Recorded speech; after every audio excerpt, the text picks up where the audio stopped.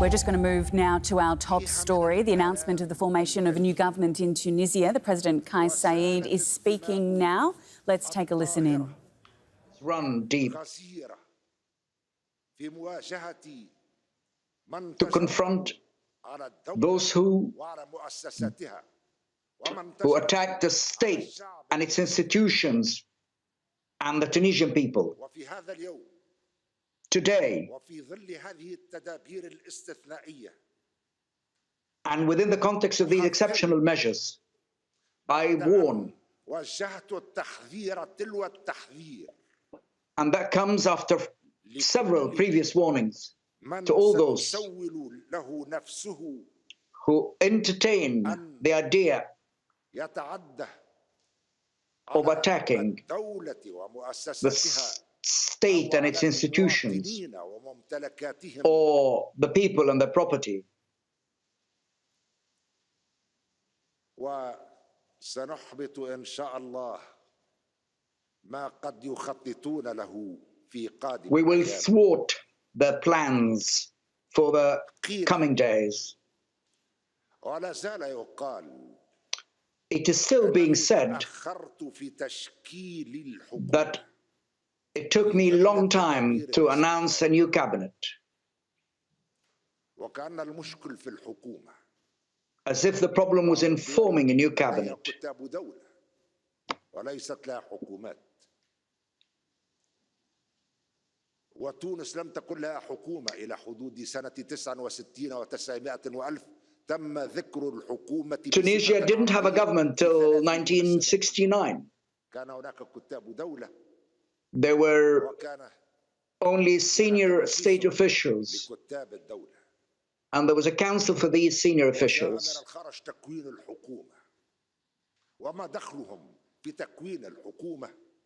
What have they got to do with forming a cabinet or choosing members of the cabinet? We are not controlled by anyone, but because the Constitution stipulates that there should be a government, we have announced a new government. And we've done that faster than they had expected. That is, after giving the mandate to Her Excellency, the head of the government, the first of its kind in Tunisia and other Arab countries, and it's a great honor to the Tunisian woman. Tunisian woman is not a cosmetic to make the institutions look more, to embellish institutions. I did not speed up, or neither was I late, because the issue is not related to a cabinet, but to the entire system, and a system that still exists, that has been there for tens of years. Each single element consolidates the other, so that the system would continue to operate to serve various lobbies. The people wanted to bring down that system.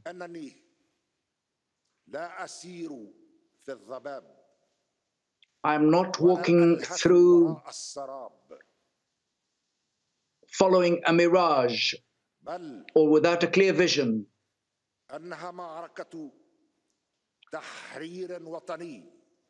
It's a national liberation battle, and God willing, we will prevail. And those who fight should know who are their faithful friends before those who stab him in the back and betray him.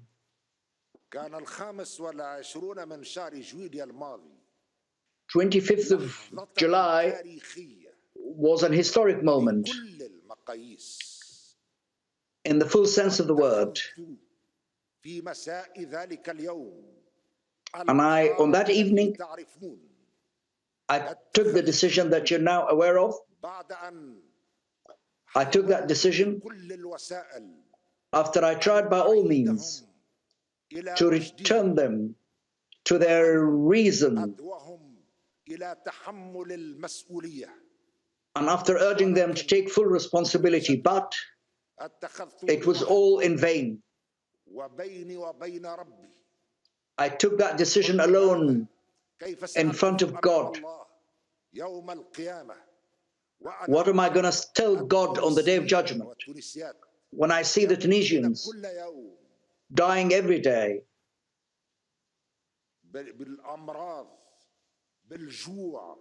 by disease, hunger? And talking of disease, Tunisia has achieved a miracle thanks to the efficiency and the competence. Within 3 weeks, after people were dying every day, tens of them, thanks to Tunisian people, men and women, and its forces, its military forces and security forces, and thanks to its doctors and the civilian sector and the youth. I will never forget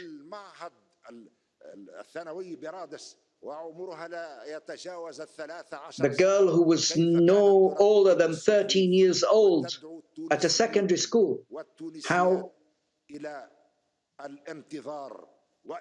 she urged Tunisian men and women to get organized and wait.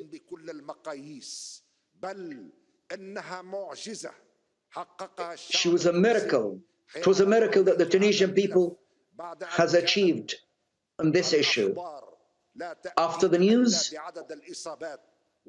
was only about the number of those who had contracted the infection and those who died. Thanks to all those people who contributed to that effort, civilian officials, doctors, those who have achieved this miracle. Today, they want the vaccine, and they can choose which type of vaccine.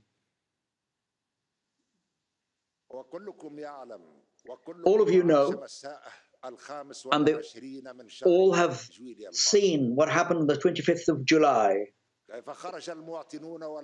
how the people took to the streets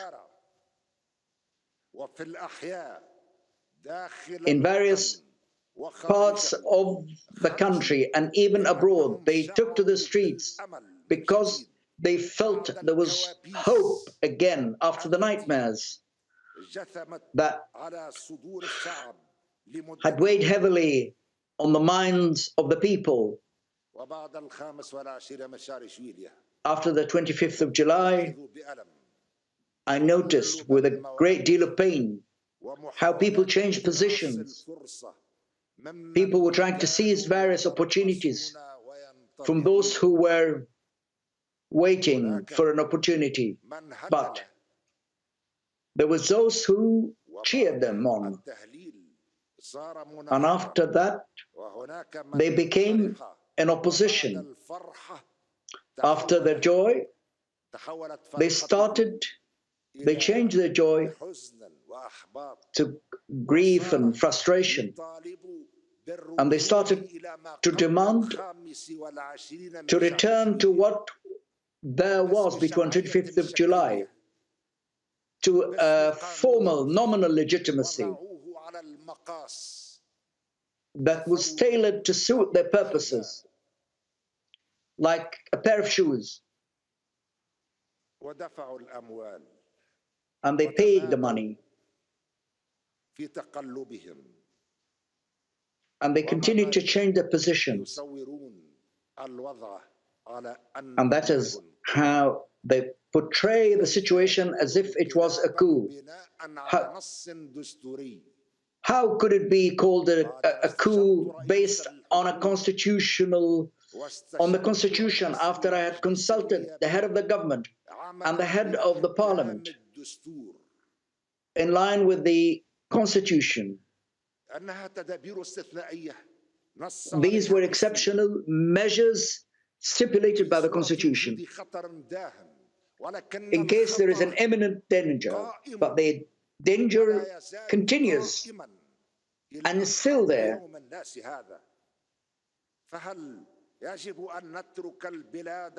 Should we leave the country and the people?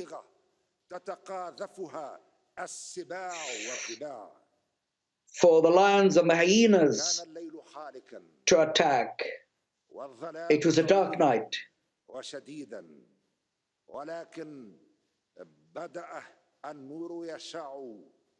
But light has started to emerge on the evening of the 25th of July. Light has started to shine on the land. Today I have brought you some pictures for those who wish to forget. And I want the photographers to turn their cameras to this picture. This is the picture of the Parliament. Have they forgotten that? Another picture for the Parliament. Can't they see that? Another picture for the Parliament. Can't they see what was going on? Another picture for the Parliament. Have they forgotten that? And yet, another picture. There was blood inside the Parliament. Have they forgotten the blood?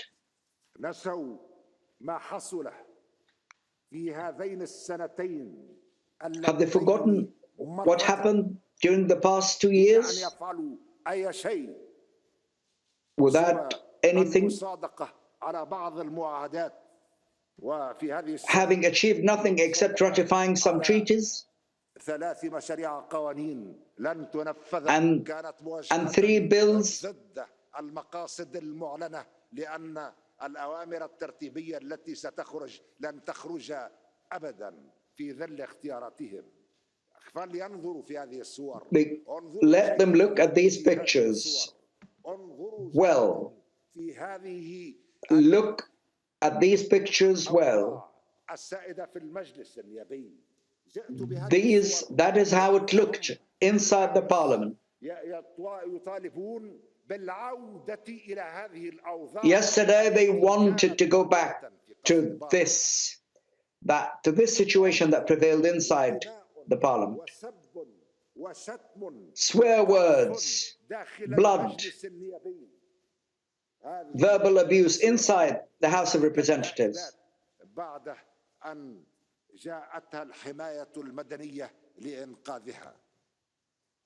And this is what happened to one of the women members of Parliament after it was rescued by the police. They have their own agendas.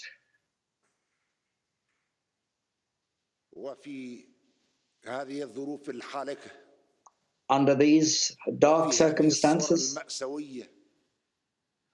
given this tragic picture, and that is only a tiny portion of a much bigger picture. Poverty, misery were increasing day by day, and the pandemic was killing people.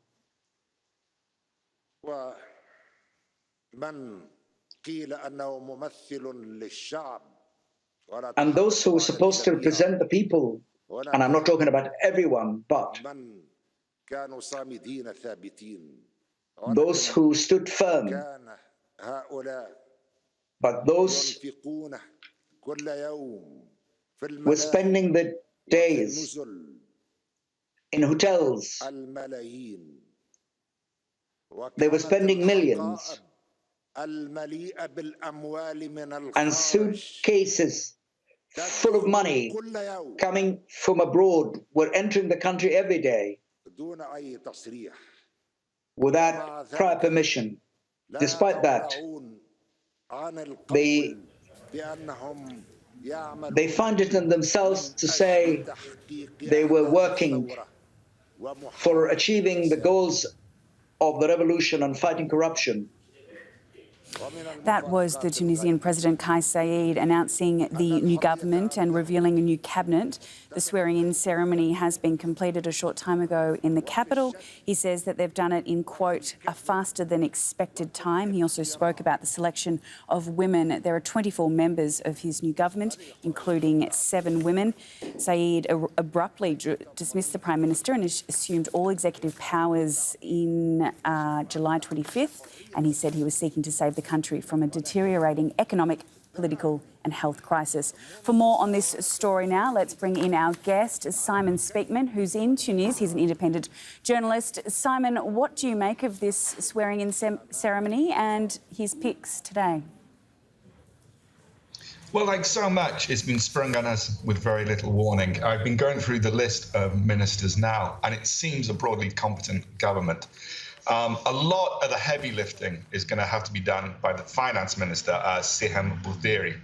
Now, quickly looking at her background, she seems to be an economist. She's worked in the Ministry of Finance, and she has a lot of work ahead of her. I think based on past conversations with various diplomats, they were really looking for at this position above all else. The appointment of the Prime Minister was very important. It was a big step forward, but it wasn't the vital, part of the puzzle that they were looking for. That was the Finance Minister. My understanding is that with a good Finance Minister teamed with the head of the central bank, who they have faith in, that's a guy called Muran Abbasi, that's going to be the team that they will deal with to maybe get the economy moving, talk to the IMF, negotiate the international loans, and perhaps move forward with the economy that Tunisia desperately needs. In the meantime, as we saw yesterday, there is perhaps something of a groundswell against the president, though that remains in the minority. There were certainly thousands of protesters within the city centre yesterday, protesting against his July the 25th power grab. Simon, thank you for that. The president said in that speech, I'm not sure if you heard, but he said that they've achieved somewhat of a miracle. What do you think he meant by that?